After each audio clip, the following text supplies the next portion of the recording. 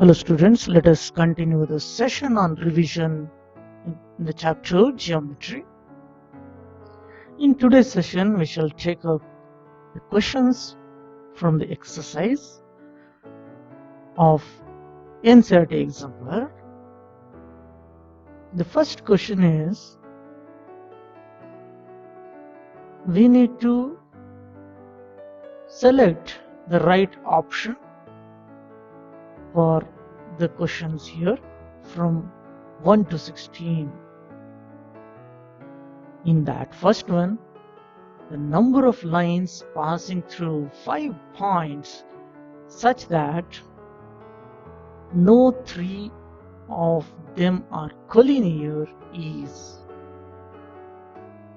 Here the total number of points is 5 and we need 2 points to form a line. There are 5 points in total number of points is 5 and 2 points are required.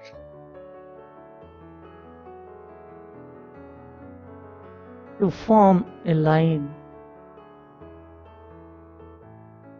Therefore, total number of lines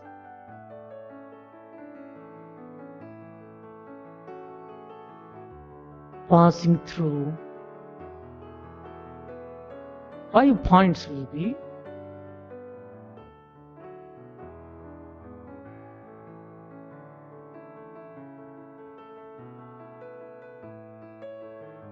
5 times of 2, which is 10. So this confirms that option A is the right answer. Question number 2. The number of diagonals of a septagon is. Here I would like to tell you an important concept related to diagonal. If we consider a quadrilateral which is having 4 sides, there will be 2 possible diagonals. Diagonal means it's a line segment connecting a vertex to non-adjacent vertices. Suppose if I consider ABCD as a quadrilateral with respect to point A, B and D they are adjacent, non-adjacent is C. So here like that we have 2 diagonals. Suppose if I consider a pentagon which is having 5 sides, with respect to this point we can have 2 diagonals. With respect to this point we can have 2 diagonals. With respect to this point we have 1 diagonal here, 1 more we can have. So count the number of diagonals here. There are 5 diagonals. Now you just observe this formula n into n minus 3 divided by 2. If you consider this formula, if you have a quadrilateral which is having 4 sides, n value is 4. 4 times of 4 minus 3 divided by 2, will it be 2? Just observe 2 times is 4. So 2 multiplied to 4 minus 3 is 1. We get 2. So the number of diagonals is 2. At the same time, if the number of sides is 5, we have 5 times 5 minus 3 divided by 2. We know that 5 minus 3 is 2. 2 upon 2 will go cancelled. We get 5 as the number of diagonals. So we can make use of this formula for the number of diagonals. So let me write that. The number of diagonals is given by a formula n into n minus 3 divided by 2. Let me write that. number of diagonals is given by n times of n minus 3 upon 2. For a septagon,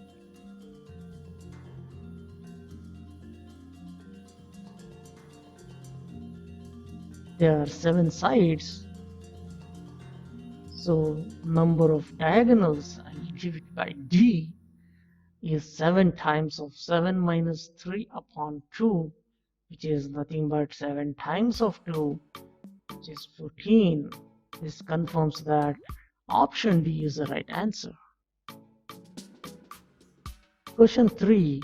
The number of line segments in the figure 2.5 is. We need to identify the line segments here. Line segment AB is one of the line segments here. BC is the second one. CD is the third one. D is the fourth one. Likewise, we can have AC, we can have AD,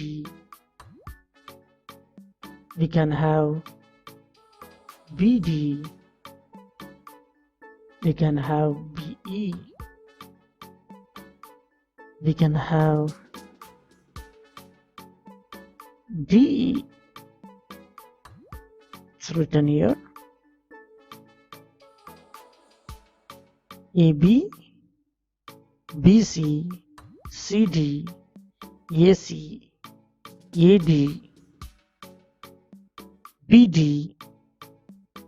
We can also have AE.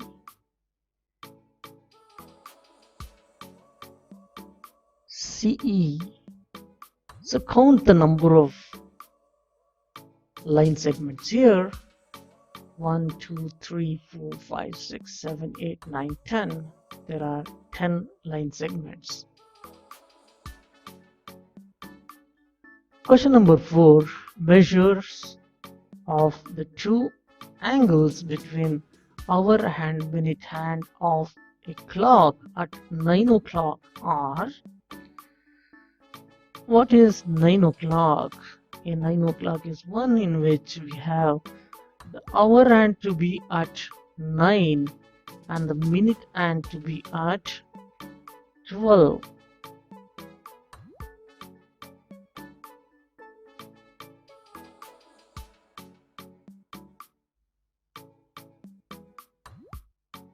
We know that 1 minute is equal to 6 degrees.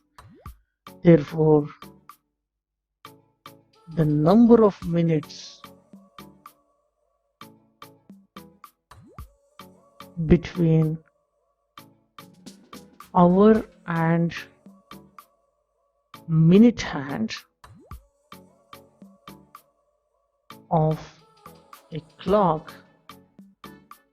at 9 o'clock will be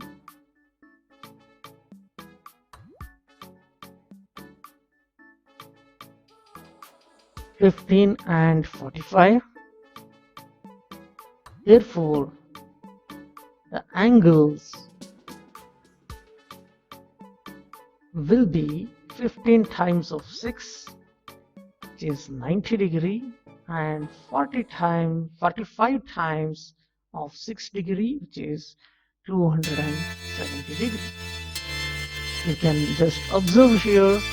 Here the angle formed is 90 degree and this remaining angle is 270 degree. This confirms that option B is the right answer. Question number 5. If a bicycle wheel has 48 spokes, then the angle between a pair of consecutive spokes is.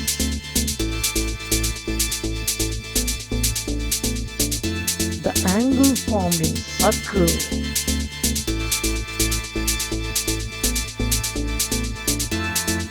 is a complete angle and it is 360 degrees.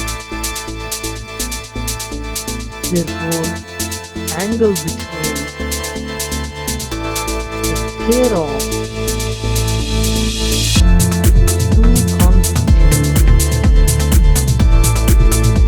spokes will be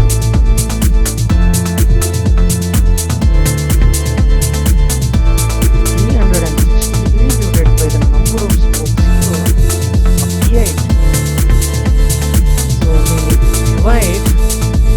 48 divides the 360.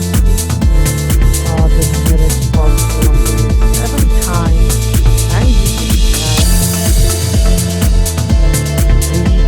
336 on. When we subtract this, we get it as 24. Therefore, the angle formed is 7 divided 24 upon 48. In other words, 7 1 upon 2. 7.5 degrees formed between the two consecutive spokes, and it confirms option B is the right answer. Question 6. In the figure 2.6, angle XYZ cannot be written as. Let's start from angle Y. Here XYZ has got Y at the center, so the angle is with respect to Y. So this is possible. ZXY is not possible. ZYX is possible. XYP is also possible. So this particular option B is a option which cannot be equal to angle XYZ. So the angle XYZ is not same as angle ZXY. BPY is. Since the increase and decrease in the length of arms of an angle doesn't affect the angle, therefore the angle BPY is same as 45 degree. The measure or the length of the arms of angle, let me mention that the measure of length of arm of angle doesn't affect the angle. If you consider XPY, it's same as angle APY, it's same as angle BPY, and the measure is 45 degree. So this confirms angle 45 degrees is the right answer. Question 8. Number of angles in the figure 2.8 is. You can look at the angles here. The angles are, suppose if I name this initial point to be O, and this as A, this as B, this as ray OC, this as ray OG. So ray OA, OB, OC, OG, they are the rays. So how the angles are formed here? One of the angle formed is angle AOB. The next angle formed is angle AOC and angle AOG. Not only that, angle we have BOC, we also have angle BOD, we also have angle COD. count the number of angles here. So the number of angles formed are 6 in number. It confirms option D is the right answer.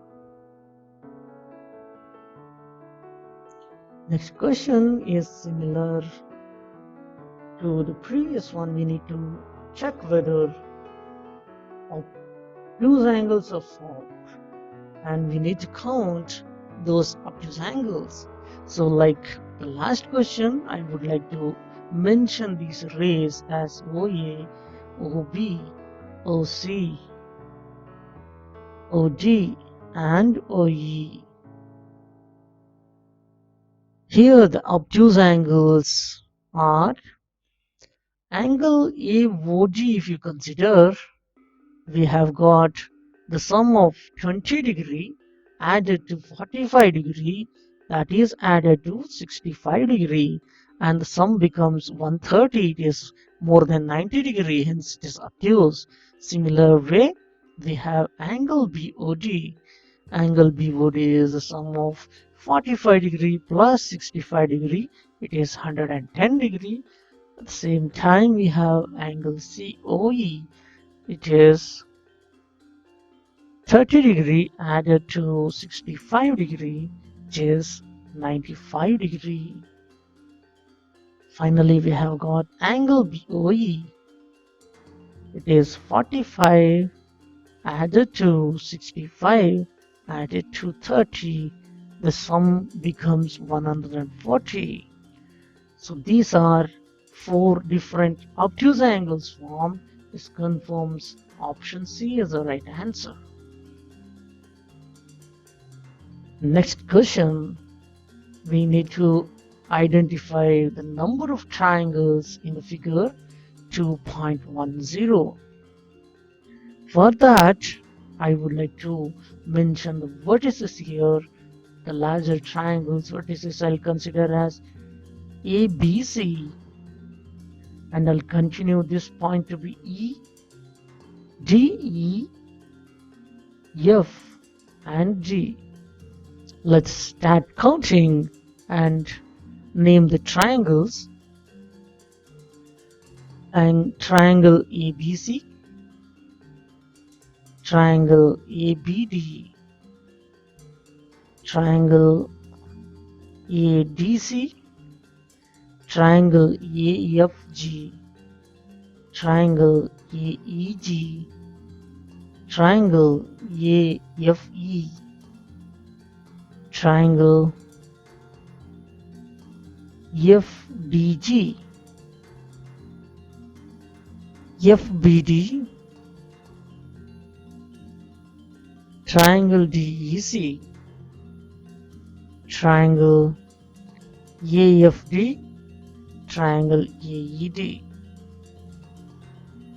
triangle ABC, ABC, triangle ABD, triangle ADC,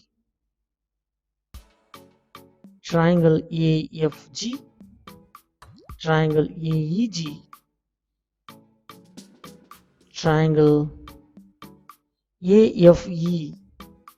This is with respect to what is this? If you consider F as the starting point, FDB, FDB I have written, FGD or FDG it is written.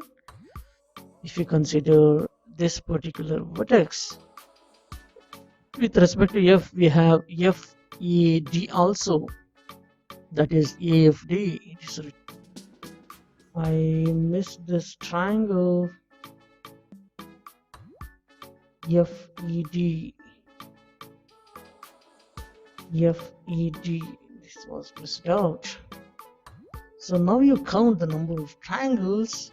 It is 13. Question number 11.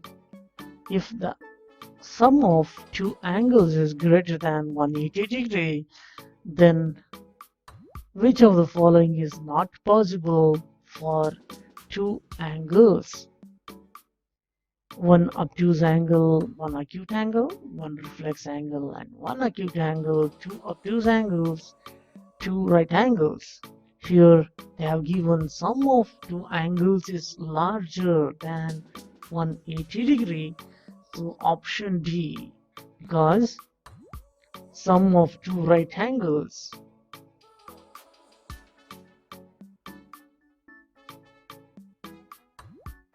is 180 degree.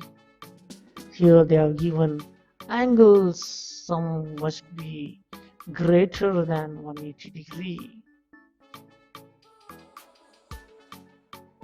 Therefore, option D is the right answer for question number 11. Question 12. If the sum of two angles is equal to an obtuse angle, then which of the following is not possible?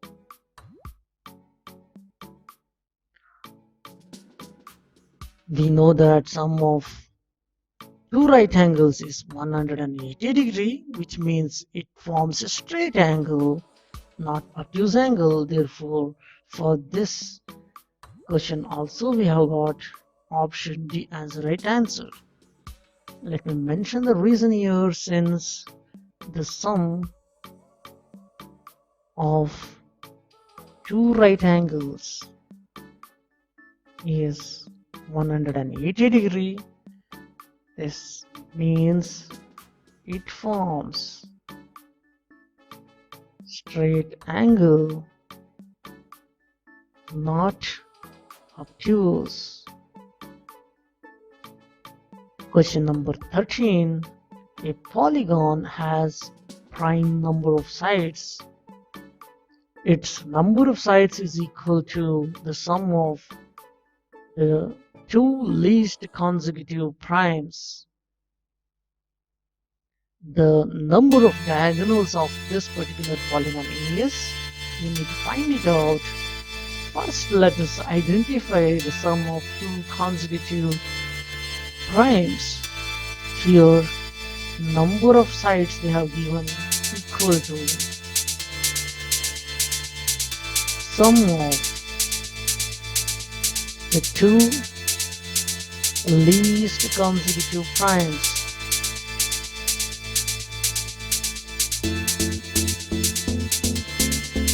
That is nothing but 2 added to 3. These are the least consecutive primes, which is 5. So the given polygon is pentagon. It has got 5 sides. So the number of diagonals is given by n into n minus 3 upon 2. You need to remember this formula. 5 times of 5 minus 3 upon 2 equals 5. So the number of diagonals is 5. Examples of question number 14. In the figure 2.11, AB is equal to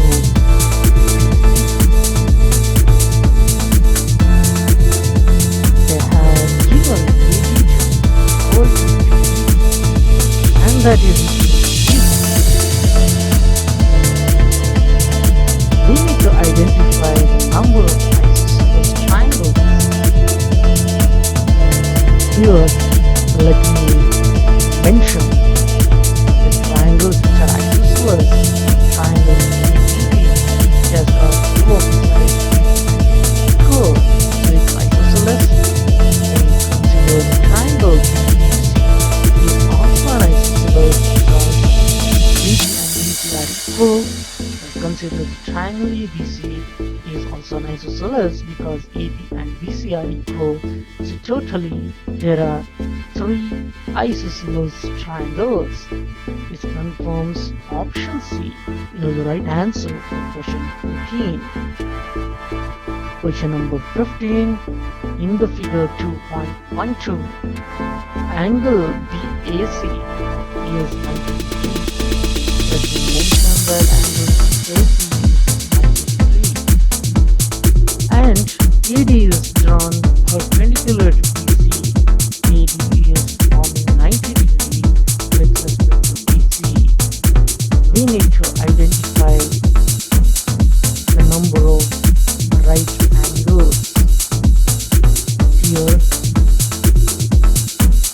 one more right angle. So the right angle triangles form are triangle EAB, in which angle A is 90 degrees. Means angle EAB is 90 degrees. Triangle ABD, in this angle ABD is 90 degrees. Triangle ADC, in this angle ADC is 90 degree. So there are totally 3 right angle triangles, hence option C is the right answer. Question number 16, in the figure 2.13 we have PQ drawn perpendicular to RQ. The length of PQ is 5 centimeter, length of RQ is 5 centimeter. Then triangle PQR is, there is angle 90 degrees, so it has to be right triangle. Since these two sides are equal, it must be an isosceles right triangle. Therefore, option B is the right answer. With this, I'll conclude today's session. In the next session, we shall continue the exercise questions. Thank you.